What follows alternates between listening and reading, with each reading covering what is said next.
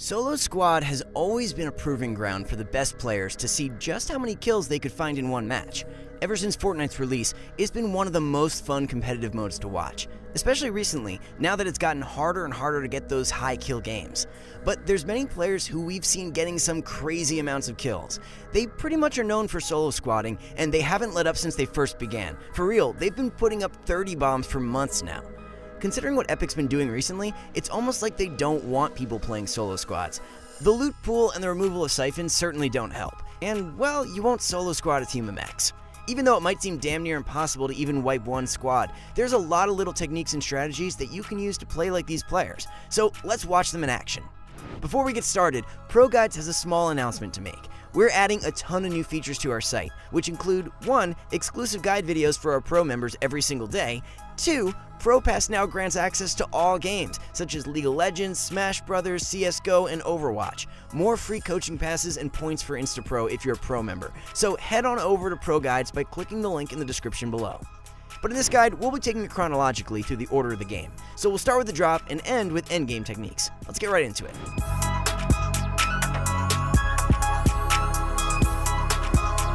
Alright, so I'm not going to sugarcoat this. The drop is mostly RNG. You can get pretty unlucky with your drop, but there's some things that you can do to make your chances just a little bit better. Now, this is something that needs to be stressed. The drop isn't as important as you think. Of course, you still have to land at a POI for a high kill game, and you'll have to be quick. If it looks like you're not going to make it to the gun first, then just bail and find the next best spot. Sharp, a godly solo squatter, ended up dropping 40 kills this game, and just look at the drop he started with. First off, try to figure out how to make your drop perfect. Even though it's not that important, it gives you a starting advantage. In Tfu's classic 36 kill solo squad game, he starts the game off strong by landing on top of the most contested building in all of Tilted. Even though the OG Tilted might not be there anymore, it's a really good example of a good landing. I know I said the drop didn't matter, but this is a good example of what a good drop can do for you. Not only does he get a quick kill, but he also has a really solid starting positioning. This is when it gets fun, although it's also probably the most intense part of the game. In this section of the game, it's important to kill people one by one. Since every teammate in a squad will probably be close together, that makes it even more important to isolate them. Unless you get a lucky play, it's really tough to defend against another squad at once. Replays lands in Paradise Palms, a very hectic place to land. We know only one thing is on his mind, a 40 bomb. As Replays lands, he doesn't take a contested drop. Why? He knows landing in a house with 3 or 4 other players is a sure way to die. Unless they're complete bots, of course. His loadout is solid, with an AR and some shields, enough to get a kill or two. Notice that he makes sure to get some shield before pushing. Replay sees an easy kill and claims it with a few whiffs of AR. He now has a shotgun, some mats, and is ready to roll. He makes sure to cover up as he hears footsteps, and this isn't accidental. He wants to gauge out the situation before going in. He doesn't hear any shooting, he wants to wait for the right moment. If you're the first one to engage, more enemies are likely to intervene. Replays gets a nice angle and hears multiple opponents around him, so he pre-edits the ramp to see if he can get an easy kill. After deciding to rush inside, he sees an opponent and nails him with a 150 headshot. But wait, he just gave away his location. Replays makes a smart move and places a ramp, and he waits for somebody to take the bait. But uh-oh, he manages to scuff his shots and is forced onto the defensive. He takes a moment to heal and reevaluate his strategy. Never be afraid to reset a fight if needed. Now, here is where Replays messes up big time. He takes too long searching for his trap and gets his wall replaced. He's also in a tough spot because his enemy places a ramp inside his 1x1. In this situation, Replays should have easily died, but he didn't because his enemy made an even bigger mistake. Instead of right-hand peeking, the enemy rushes into his box and gets outgunned. As Replays charges another opponent, he's quick to shut the enemy down with some cones. This is a great strategy to use against lesser opponents since they don't expect it. He follows up with a sick Tfu classic. This enemy is in a state of panic, so Replays capitalizes on that and does an edit down to finish the kill. Even though most of his enemies happen to be on their own, it should still give you a good idea on how to fight against multiple opponents. Number 1, wait patiently for the right moment to strike. Number 2, be quick to isolate and track opponents. And number 3, be confident. Solo versus squatting usually consists of several lesser skilled opponents, so many high skilled tricks work like a charm. Okay, here's another really important piece of advice. Heal. Just because you're trying to go for a high kill game doesn't mean you don't have time to heal. Watch any solo squad's gameplay. When they get hurt, they heal. Now, when we talk about the mid game, it's arguably one of the most important. Why? Because that's where most of the kills are secured. And let's be real here, people don't play the mid game in solo squads to win. They want high kill games. Replays is off to hunt some more targets with a solid loadout, a combat AR, minis, and impulse grenades. He's got all the essentials. This move is debatable. Replays knows his enemies aren't very good because most players in solo squads are here for fun or to get high kill games. So a move like this in a normal game would have been tremendously risky. Replays goes for a wall replace, but can't seem to take it. He hears the enemies outside approaching, so he gets a better angle. This is exactly what you have to deal with when you don't get the kill on time. Getting endlessly sprayed is not fun to deal with. So next time this happens, quickly get a better position so you don't run into what he did. Luckily, Replays has impulse grenades and uses them to get out of that fight.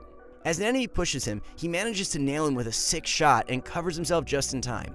The art of surprise is a super underrated tactic in Fortnite. Replays knows these enemies aren't messing around. After he heals up, he impulses for height.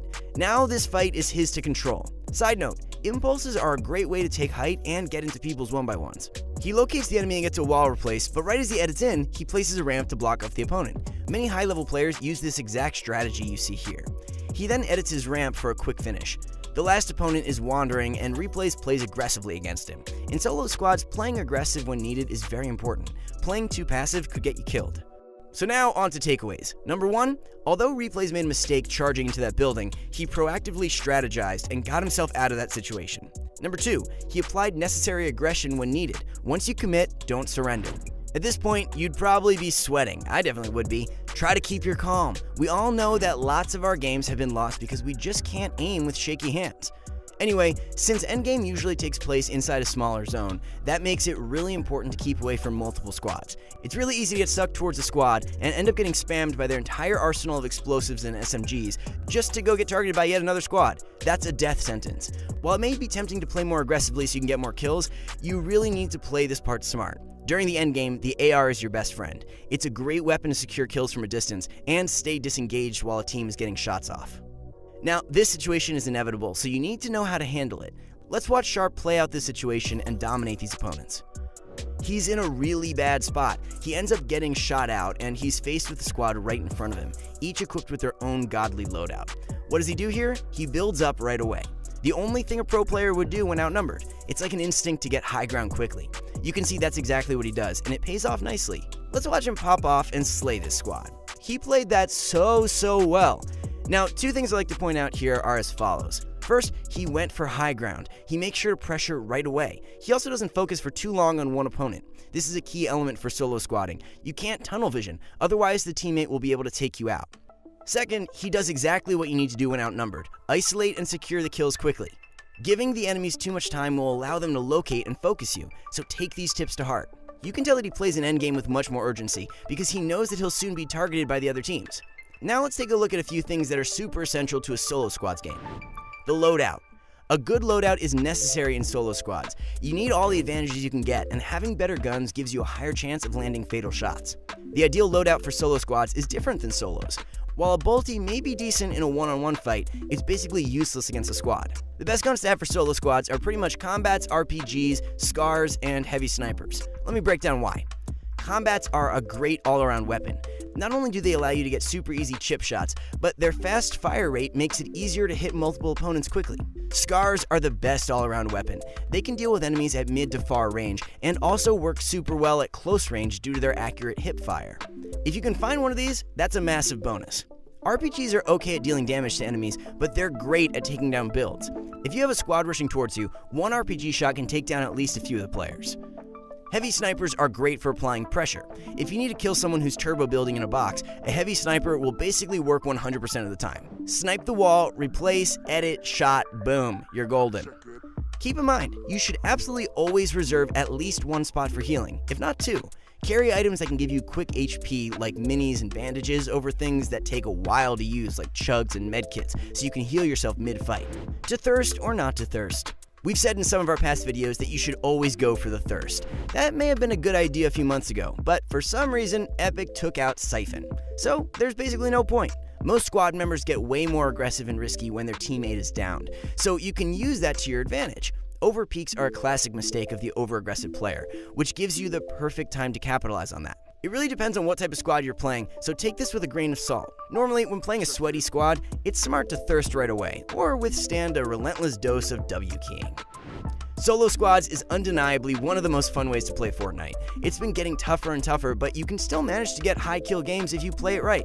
The great thing about squads is how it all lines up. When you get the perfect mix of a nice drop, loadout, and bad players, it all comes together for that one high kill win, and boy is that satisfying. In fact, it really all comes down to how you handle each individual player. So let's wrap it up right here. This is what you guys need to know. Get as low of a drop as possible. Don't be afraid to spend time healing.